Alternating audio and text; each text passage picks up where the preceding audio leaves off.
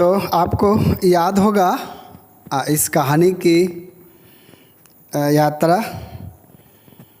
कि जब हमने कल देखा था पार्ट 1 में कि एक आदर्श समाज की कल्पना की थी, यूटोपिया की, यूटोपियन समाज, मतलब जो बिल्कुल आदर्श हो, जहाँ पर किसी भी प्रकार के झगड़े ना होते हों, कोई डिस्टिंक्शन ना हो, कोई भेदभाव ना हो, सभी में आपस में भाईचारा हो, मेल मिलाप हो और सबको राइट्स अधिकार मिले हों।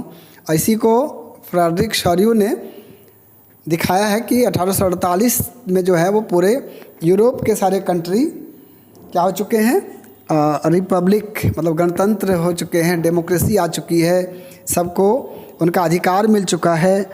और जितने भी दमनकारी शासक थे उनका जो है नाश हो चुका है, उनका विध्वंस हो चुका है और उनका जो विध्वंस है, मलबा है, वो स्टैचू ऑफ लिबर्टी के सामने में बिखरा पड़ा है।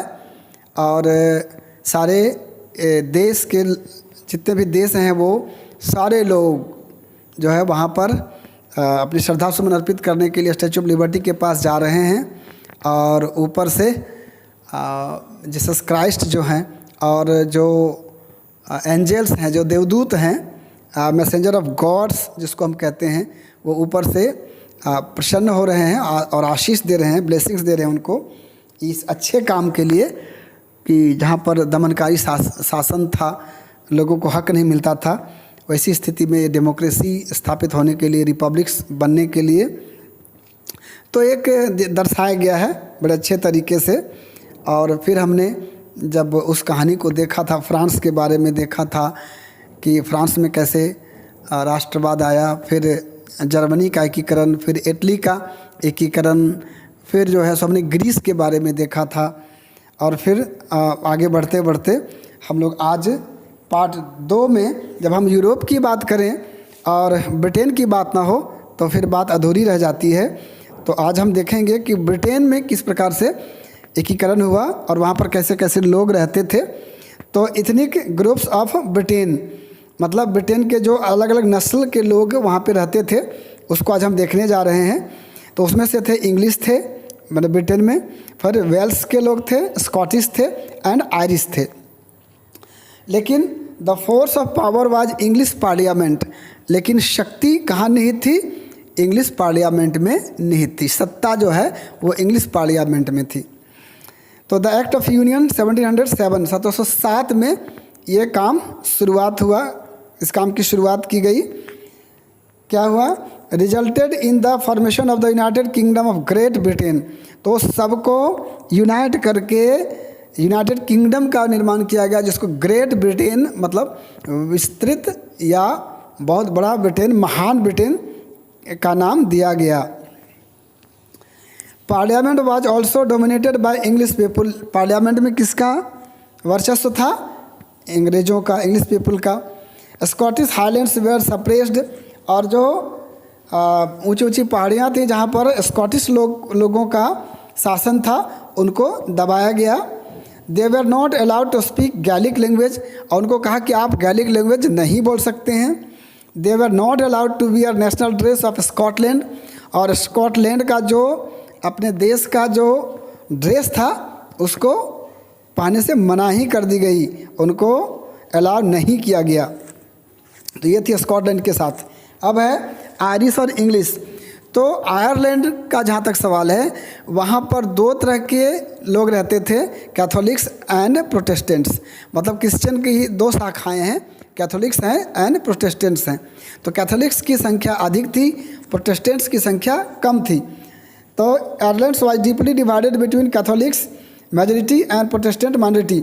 English helped the Protestants of Ireland to establish their dominance over a largely Catholic country. Revolt led by Alton for Catholics of Ireland failed in 1798.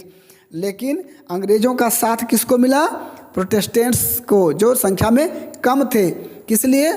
जो कैथोलिक्स लोग टन के अगुवाई में आंदोलन कर रहे थे अलग रहने के लिए, उसके खिलाफ में प्रोटेस्टेंट को जो है वो मदद किया गया अंग्रेज़ों के द्वारा, और जो अलग होने का जो चल रहा था, कोशिश की जा रही थी, वो 1978 में फेल हो गया, असफल हो गया प्रोटेस्टेंट के कारण। तो Ireland was forcibly incorporated into the United Kingdom in 1801। 1801 में आयरलैंड को बाज़बरदस्ती मतलब बलपूर्वक उसको यूनाइटेड किंगडम में शामिल कर लिया गया, मिला लिया गया। इस प्रकार से ब्रिटिश नेशन का निर्माण हुआ, बर्थ ऑफ ब्रिटिश नेशन। और जब ब्रिटिश नेशन का निर्माण हुआ तो उसकी खासियत क्या थी? डोमिनेंट इंग्लिश कल्चर वहाँ पे जो डोमिनेट करती थी। और ब्रिटिश फ्लैग वहाँ का क्या हो गया? यूनियन जैक वहाँ का जो है सो फ्लैग है। National anthem God save our noble king, ये हो गया वहाँ का नेशनल एंथम। हर एक राष्ट्र का जो है वो नेशनल एंथम होता है, जैसे जन गण मन हमारे यहाँ गाया जाता है, उसी प्रकार से वहाँ का नेशनल एंथम हुआ God save our noble king. और लैंग्वेज स्वाभाविक है इंग्लिश, बाकी कोई लैंग्वेज को तरजीह नहीं दी गई। अब है एलेगोरी। एलेगोरी किसको बोलते हैं? ये पूछा जाता है कि व्हाट इज़ एलेगोरी, इसको डिफाइन करने के लिए। An abstract idea express through a person और ए थिंग। जब हम किसी विचार को, किसी भावना को जो हम पर्सनिफाई करते हैं, मतलब किसी पर्सन के रूप में या किसी वस्तु के रूप में उसको हम प्रकट करते हैं ताकि वो लोगों को समझ में आ जाए हमारी अभिव्यक्ति, तो उसी को हम लोग बोलते हैं एलेगोरी।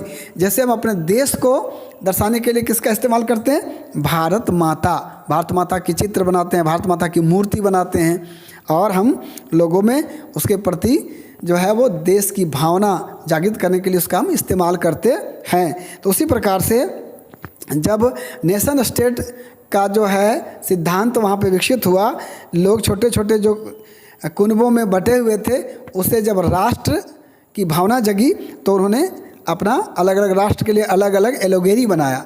मतलब राष्ट्र को प्रदर्शित करने के लिए, राष्ट्र को दर्शाने के लिए, प्रतिबिंबित करने के लिए जो निर्माण किया गया पर्सन के रूप में या जिन चीज़ों का इस्तेमाल किया गया उसको हम लोग एलोगेरी कहते हैं। जैसे फ्रांस को अभिव्यक्त करने के लिए मेरियाने का इस्तेमाल किया गया, जिसका फिगर आपको एनसीईआरटी में मिल जाएगा। मेरियाने को फ्रांस को जो है सो दर्शाने के लिए क्या था इसमें? It represents the idea of a people's nation, मतलब ये लोगों का राष्ट्र है, मतलब सारे लोगों का राष्ट्र है, इसको दर्शाने के लिए इसका इस्तेमाल किया गया। कैरेक्टरिस्टिक्स, विशेषताएं क्या थी? The red cap, Lal cap था। द ट्राई कलर, तिरंगा झंडा था।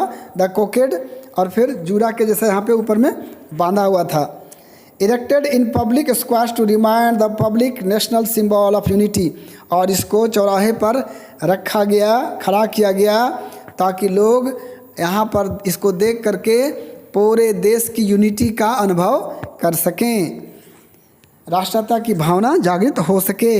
और इतना ही नहीं, marked on coins and stamps, और इसको जो है सो कॉइन पे, सिक्कों पे, स्टाम्प पे इसको दर्शाया गया ताकि कॉइन में इसको देखें, स्टाम्प में देखें, स्टाम्प पेपर जो होता है उस पर देखें, तो लोगों में जो है सो देश के प्रति गर्व की भावना और देश के प्रति, राष्ट्र के प्रति प्रेम की भावना जागृत हो, एकता की भावना जागृत हो। इसी प्रकार का जो है वो Germania, why the allegory for German nation, ये पूछता है कि जर्मन नेशन का एलोगोरी क्या था? जर्मीनिया।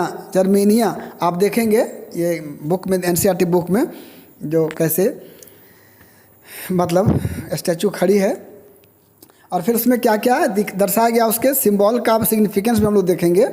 She was first time use in Frankfurt parliamentary by the liberals, इसका इस्तेमाल सबसे पहले लिबरल्स लोगों ने किया था, उदारवाद लोगों ने, फ्रैंकफर्ट पार्लियामेंट में। मीनिंग ऑफ द सिंबल्स, यहाँ पर कुछ सिंबल्स दिखाए गए हैं, जैसे आप ब्रोकन चेन देख सकते हैं, आप यहाँ ईगल को देख सकते हैं, यहाँ पर आप तलवार को स्वॉर्ड को देख सकते हैं, यहाँ ओलिव का जो है वो क्राउन को देख सकते हैं, राइजिंग सन को देख सकते हैं। इसके क्या मायने हैं, किस मतलब क्या ये दर्शाना चाहता है ये सब चीज़, उसके बारे में हमने नीचे यहाँ पे डिटेल में लिखा है।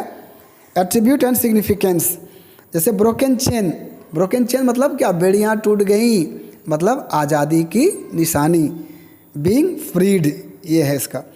ब्रेस्ट प्लेट विथ ईगल, और यहाँ पे ईगल के साथ यहाँ पे छाती पे लगाने वाला जो था वो सिंबल वो किसका है, जर्मन एम्पायर स्ट्रेंथ, मतलब जर्मन के एम्पायर की शक्ति का द्योतक था वो।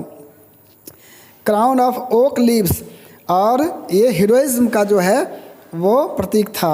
स्वॉर्ड, तलवार, रेडीनेस टू फाइट, मतलब संघर्ष के लिए तत्परता, ये दिखाता था स्वॉर्ड कि संघर्ष अगर आज करना पड़े देश के लिए तो सभी लोग तत्पर हैं, ये है उसका महत्व, मतलब अर्थ। Olive branch round the sword, और तलवार के चारों ओर जो ओलिव ब्रांच है वो क्या है, शांति का प्रतीक, टू मेक पीस, शांति स्थापित करने का प्रतीक। Black, red and gold tricolour, ये जो तिरंगा है वो था flag of the liberal nationalist in 1848। तो लिबरल्स के द्वारा ये झंडा बनाया गया था अपने देश के लिए, अपने देश को रिप्रेजेंट करने के लिए 1848 में। Band by the Duke of the German states, उसको प्रतिबंधित कर दिया था जो वहाँ का सम्राट था जर्मन स्टेट्स का, उसने इसको इस पर पाबंदी लगा दी थी। Rays of the rising sun, अब उगते हुए सूरज की किरण ने क्या बता रही है, beginning of a new era, एक नए युग की शुरुआत। अब इस तरह से हमने देखा कि किस प्रकार से दमनकारी शासन से आगे बढ़ते हुए, संघर्ष के दौर से गुजरते हुए यूरोप में राष्ट्रवाद की भावना पनपी, राष्ट्रवाद आया, राष्ट्र की भावना जागृत हुई और लोगों ने राष्ट्र का निर्माण किया, अपने अपने राष्ट्र को जो है सो एकीकृत किया, यूनिफाई किया। लेकिन एक कहावत है कि अति सर्वत्र वर्जेत, अति जो है वो कोई भी चीज़ हो, चाहे वो अच्छी चीज़ की बात है, जैसे अति सुंदरता हो, सुंदर होना अच्छी बात है, लेकिन अति सुंदरता ही क्यों ना हो, अति सुंदरता के कारण ही तो सीता का हरण किया था रावण ने, या देश भक्ति ही बहुत अधिक हो, किसी भी चीज़ का जो अति है ना वो अच्छा नहीं माना जाता है। तो हुआ क्या, यहाँ पर राष्ट्रवाद की भावना इतनी तीव्र हो गई कि लोगों ने जो है सो अपने राष्ट्र के सीमाओं को बढ़ाना शुरू किया और दूसरे के हित का ख्याल नहीं रखा, और फिर आपस में झगड़े होने लगे, और फिर जो है एक नया सिस्टम, एक नई चीज़ की शुरुआत हो गई जिसको हम लोग बोलते हैं इम्पीरियलिज्म, साम्राज्यवाद, मतलब अपने साम्राज्य के विस्तारवाद कर सकते हैं, साम्राज्यवाद कर सकते हैं। तो अब इसका हम लोग देखेंगे जीता जागता, मतलब उस समय का एक घटना, कॉन्फ्लिक्ट्स ओवर बाल्कन्स 1871, 1871 की घटना है जो बाल्कन्स को लेकर के हुआ था झगड़े विवाद। क्या था, reason of geographical and ethnic variations, वहाँ पर जो है वो भौगोलिक और नस्ली विविधताएं भरी हुई थी। कैसे बना हुआ था वो, consist of modern day Romania, Bulgaria, Albania, Greece, Macedonia, Croatia, Bosnia Herzegovina, Slovenia, Serbia and Montenegro, ये सारे मिल करके जो है वो बाल्कन रीजन का निर्माण हुआ था। अभी के जो देश हैं उस समय बाल्कन रीजन में थे। Inhabitants were known as the Slavs, और यहाँ के रहने वाले को स्लाव्स कहा जाता था। Under the control of Ottoman empire, और सभी जो है सो ओटोमन एम्पायर के अधीन थे, अंडर में थे, जो खलीफा था, जो एक मुस्लिम शासक था। Ideas of romantic nationalism spread and made this region very explosive, और जब रोमांटिक नेशनलिज्म, जिसको रोमांटिसिज्म मैंने बताया है पहले, वो पहुंची लोगों के बीच में, तो ये क्षेत्र जो है वो विस्फोटक हो गया। क्या विस्फोटक हो गया, सब ने एक एक करके अपने आप को ओटोमन एम्पायर से अलग करना शुरू कर दिया और अपना जो है वो राष्ट्रीय हक मांगना शुरू कर दिया। One by one European that is European subject nationalities broke away from Ottoman Empire control, जो ऑटोमन एम्पायर के नियंत्रण में था उससे एक एक करके सब क्या हो गए, अलग हो गए, ब्रोक अवे, टूट गए। क्लेम्ड फॉर इंडिपेंडेंस, सब ने आज़ादी की मांग की, और पॉलिटिकल राइट्स और नेशनलिटी, और राष्ट्रीयता को लेकर के राजनीतिक अधिकारों की मांग की गई। अब हुआ क्या, इसके चक्कर में इंटेंस राइवलरी, ज़बरदस्त प्रतिद्वंदिता, प्रतिस्पर्धा, कंपटीशन भयंकर। और fiercely zealous of each other, एक दूसरे के प्रति भयंकर ईर्ष्या की भावना जागृत हुई। मुझे बड़ा बनना है, मुझे बड़ा रहना है, मेरा क्षेत्र बड़ा होगा, मुझे डोमिनेट करना है, मेरे मिलिट्री का शासन होगा। इस प्रकार की जो है सो वहाँ पे प्रतिस्पर्धा कायम हो गई। और फिर जहाँ पर बहुत अधिक चाहत होती है और फिर जो है वो वहाँ पर संघर्ष होना लाजमी है, ज़रूरी हो जाता है, आवश्यक हो जाता है। Each wanted to gain more territory, सब जो है से अधिक मतलब क्षेत्र चाहते थे। At the expense of others, दूसरे के छीन करके, दूसरे से छीन करके अधिक से अधिक सबको चाहिए था टेरिटरी, भूमि। राइवलरी, प्रतिद्वंदिता बिटवीन बिग यूरोपियन पावर्स, और किसके बीच में थी ये राइवलरी, प्रतिद्वंदिता? कोई छोटे छोटे राष्ट्र नहीं थे, कमज़ोर राष्ट्र नहीं थे, बड़े बड़े राष्ट्र, भूप सब थे। जैसे रसिया, जर्मनी, इंग्लैंड, ऑस्ट्रो हंगरी, इनके बीच में प्रतिस्पर्धा होने लगी, कंपटीशन होने लगा, संघर्ष होने लगा। ओवर ट्रेड, कॉलोनीज, नेवल और मिलिट्री माइट, किसके लिए? व्यापार के लिए, उपनिवेश के लिए, और समुद्र पर अपना कब्जा के लिए, और मिलिट्री माइट मतलब जो है सो मिलिट्री शासन कायम करने के लिए, वर्चस्व कायम करने के लिए। परिणाम क्या हुआ? This led to a series of wars in the region, और उस क्षेत्र में युद्ध का एक सीरीज, एक क्रम, एक सिलसिला प्रारंभ हो गया। अब युद्ध का सिलसिला जब प्रारंभ हो गया तो युद्ध वहीं समाप्त नहीं हुआ, इसकी परिणति हो गई प्रथम विश्व युद्ध, First World War. Finally led to the First World War 1914 to 1948, 1914 से 1918 के बीच में। ये विस्तारवाद, ये साम्राज्यवाद के चक्कर में, एक दूसरे को दबाने के चक्कर में संघर्ष हुए, छोटे छोटे संघर्ष बड़े संघर्ष में बदले, गुटबाजी हुई, क्षमाबंदी हुई, और फर्स्ट वर्ल्ड वार हो गया, पूरा विश्व युद्ध हो गया, और पूरा विश्व इससे प्रभावित हो गया। परिणाम क्या हुआ? रिजल्ट क्या हुआ? Nationalism aligned with imperialism led Europe to disaster. राष्ट्रवाद तक तो ठीक था, बात ठीक थी, लेकिन राष्ट्रवाद जब साम्राज्यवाद में तब्दील हो गया, जब विस्तारवाद में लोग आ गए, तो फिर युद्ध के कारण यूरोप जो है वो बर्बादी की ओर अग्रसर हो गया, बर्बाद हो गया, डिजास्टर हो गया। Colonised nations began to oppose imperial domination, और जितने भी उपनिवेश थे उन्होंने बगावत कर दिया कि मुझे जो है वो साम्राज्यवादियों के अंदर नहीं रहना, मुझे भी आज़ाद होना है, मुझे भी जो है वो अपने राष्ट्र का निर्माण करना है, मुझे भी अपना हक चाहिए, मुझे भी राष्ट्र को आज़ाद कराना है।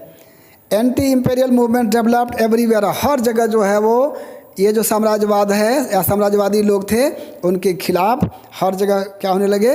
आंदोलन होने लगे। उसमें अपना भारत भी था, इंडिया भी था, जहाँ पर जो है विद्रोह होने लगा, आज़ादी की मांग तेज हो गई। इसको हम लोग पढ़ेंगे भी नेशनल इन इंडिया में, डिटेल में हम लोग पढ़ेंगे। Nation states came to be accepted as natural and universal, और नेशन स्टेट्स को जो है वो पूरा जो है सो वैश्विक, यूनिवर्सल और नेचुरल, प्राकृतिक मानने लगे कि नहीं, सबको जो है सबका राष्ट्र हो, सबका अपने राष्ट्र में जो है वो आज़ादी से जीने का अधिकार हो, ये प्राकृतिक भी है और यूनिवर्सल भी है। तो ये थी पूरी कहानी, मतलब शुरू जो फ्रांस से हुआ वो इंग्लैंड तक की ये कहानी थी। और फिर हम लोग देखें, अब हम कुछ महत्वपूर्ण डेट्स जो हैं, महत्वपूर्ण तिथियां, जिसकी चर्चा मैंने पहले की है पार्ट 1 और पार्ट 2 में, उसको मैंने यहाँ पर रिकैप कर दिया है एक जगह पर, और इसको हम देखेंगे।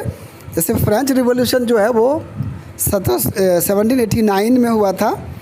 सिविल कोड जो कि नेपोलियन ने बनाया था वो 1804 में। ट्रीटी ऑफ वियना मतलब वाटरलू का जो संधि हुई थी नेपोलियन को हटाने के लिए, तो वो 1815 में हुआ था। ग्रेट इकोनॉमिक हार्डशिप, जो बहुत ज़बरदस्त आर्थिक मंदी आई थी, वो 1830 की बात है। ट्रीटी ऑफ कॉन्स्टेंटिनोपल जो है वो संधि जो हुई थी 1832 में, और जोल्वरीन कस्टम यूनियन का जो निर्माण हुआ था वो 1834 में। फ्रैंकफर्ट पार्लियामेंट का जो गठन हुआ था वो है 1848 में। डेनिश पर्शियन वार हुआ था आपका 1864 में। ऑस्ट्रो पर्शियन वार, ऑस्ट्रिया और पर्शिया के बीच में जो वार हुआ था वो 1866 में। फ्रैंको पर्शियन वार 1870 से 71 के बीच में। ये कुछ इम्पॉर्टेंट डेट्स थे, महत्वपूर्ण तिथियाँ थी। और अब हम देखेंगे एक क्रम कि यूरोप में जो राष्ट्रवाद आया था उसको हम सबसे पहले देखते हैं। नेशनलिज्म इन इंग्लैंड 1688 से लेकर 1801 के बीच में। ये कितना बड़ा काल है ये देखना पड़ेगा। मतलब कोई बड़ी घटनाएं होती हैं तो कोई 5, 10, 20 वर्षों में संभव नहीं हो पाती है, 150-200 वर्ष लगते हैं। और फिर दूसरा है नेशनलिज्म इन फ्रांस 1830 से लेकर के 1848। यूनिफिकेशन ऑफ इटली, इटली का एकीकरण 1859 से लेकर 1861 के बीच में। यूनिफिकेशन ऑफ जर्मनी, जो जर्मनी का एकीकरण हुआ 1866 से लेकर 1871 के बीच में। और नेशनलिज्म इन बाल्कन्स, जो बाल्कन्स रीजन में जो हुआ था राष्ट्रवाद की घटना घटी थी 1871 से लेकर 1914 तक, मतलब प्रथम विश्व युद्ध तक जो साम्राज्यवाद जो है वो जब आ गया राष्ट्रवाद में, राष्ट्रवाद का विस्तार के चक्कर में जब साम्राज्यवाद आ गया तो आपस में क्लैशेज हुए, संघर्ष हुआ, युद्ध हुआ। और फिर छोटे छोटे युद्ध जो है सो बड़े युद्ध में तब्दील हो गए। और फिर क्या हो गया था, वर्ल्ड वार 1, प्रथम विश्व युद्ध हो गया था। और पूरा जो यूरोप था वो बर्बादी के कगार पर पहुंच गया था। और उसका इम्पैक्ट जो था, प्रभाव जो था वो पूरे विश्व भर में पड़ा था, जिसको हम देखेंगे कि अपने यहाँ भी जो है सो गति पकड़ी थी अपने स्वतंत्रता आंदोलन की, वो प्रथम विश्व युद्ध के बाद से। अब 1915 में जब महात्मा गांधी का पदार्पण हुआ था अफ्रीका से भारत में, तो फिर आगे यहाँ बढ़ी थी राष्ट्रीय आंदोलन, उसके बारे में हम लोग देखेंगे। लेकिन यहाँ पर कुछ इम्पॉर्टेंट टर्म्स हैं जो पूछे जाते हैं अक्सर, जैसे कि जंकर्स, जिसका मतलब होता है लार्ज लैंड ऑनर्स, जो बड़े बड़े लैंड के ऑनर्स होते हैं ना, उसको जंकर्स कहा जाता है। और एक टर्म है इम्पॉर्टेंट, गिल्ड रिस्ट्रिक्शंस। तो गिल्ड पहले समझेंगे फिर रिस्ट्रिक्शंस को समझेंगे। Guild are the association of merchants, craftsman और traders form to promote their economic interest. मैंने अपने आर्थिक हितों को बढ़ावा देने के लिए एक एसोसिएशन का निर्माण किया गया मर्चेंट्स के द्वारा, क्राफ्ट्समैन के द्वारा और ट्रेडर्स के द्वारा। इसी को गिल्ड कहा गया। और इनके ऊपर कुछ पाबंदियां लगाई गई तो उसको बोला गया गिल्ड रिस्ट्रिक्शंस। गिल्ड के ऊपर जो पाबंदियां लगी उसको कहा गया गिल्ड रिस्ट्रिक्शंस। तो certain restrictions imposed on the association in terms of trade and manufacturing. तो व्यापार को लेकर के, ट्रेड को लेकर के और जो उत्पादन था इनका, मैन्युफैक्चरिंग जो था, उसको लेकर के कुछ पाबंदियां लगाई गई इनके ऊपर में। तो इसी को हम लोग बोलते हैं गिल्ड रिस्ट्रिक्शंस। और ये भी हम पढ़ चुके हैं कि it was removed by Napoleon, जिसको नेपोलियन के द्वारा हटाया गया था। तो ये थी एक वृत्तांत, एक कहानी, एक कथा जो हमने शुरू किया था फ्रांस से लेकर के यहाँ पर इम्पीरियलिज्म, साम्राज्यवाद तक का सफ़र और वर्ल्ड वार 1 तक का सफ़र। और अब आगे का सफ़र तय करेंगे हम नेशनलिज्म इन इंडिया। इसको भी 2 पार्ट में हमने बनाया है, लेकिन वो दोनों पार्ट छोटा छोटा होगा। और मुझे उम्मीद है कि जो यहाँ पे बताया गया उसके अनुसार आप अभी तक जितने भी प्रश्न आए होंगे उसका आप समाधान खोज सकते हैं।